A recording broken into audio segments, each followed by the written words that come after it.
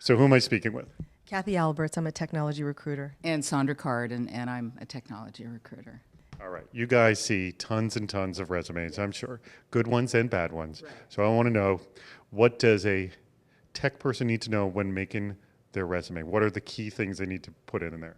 Okay. Well, we're scanning hundreds of resumes a day, so it visually has to be really clear and well formatted, and use of headlines and spacing so that in 5 seconds we can get the essence of what you do and what companies you've worked for in like 5-10 seconds.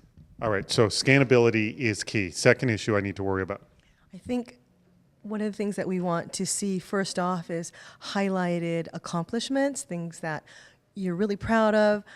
Those are the things that really stand out for us when we look at a resume.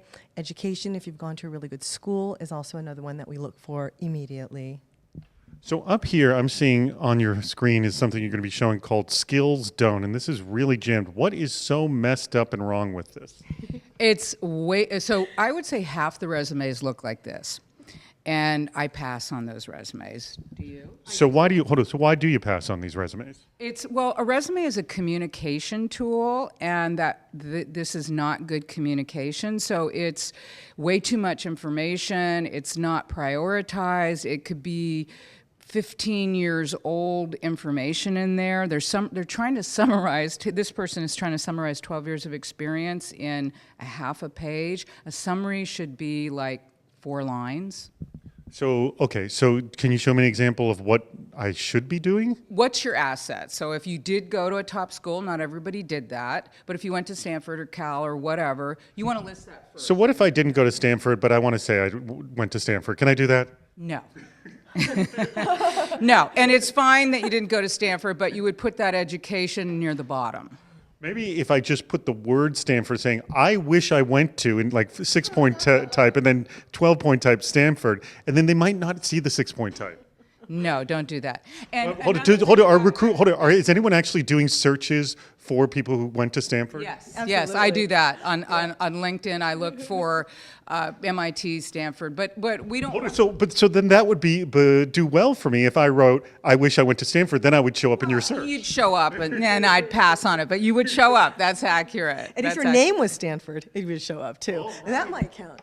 All right, so hold it. Stanford is my name. I'll just change my middle name to Stanford, and then I'm good. And you've got some interesting stuff on your resume. We might look at it for a few seconds. All right, well, there are tricks to getting your eyes. Okay, so go on. I'm sorry I derailed you. Go on. What are the next things I need to worry about?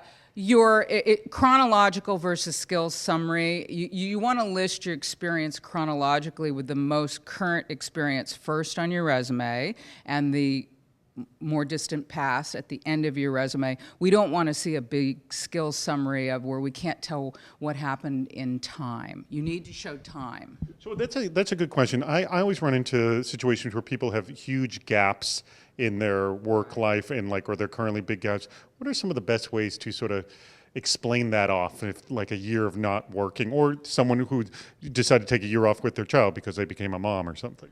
That's fine. People do that a lot.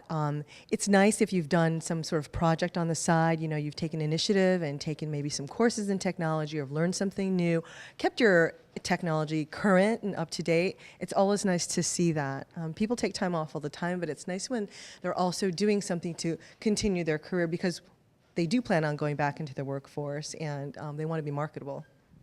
Agreed?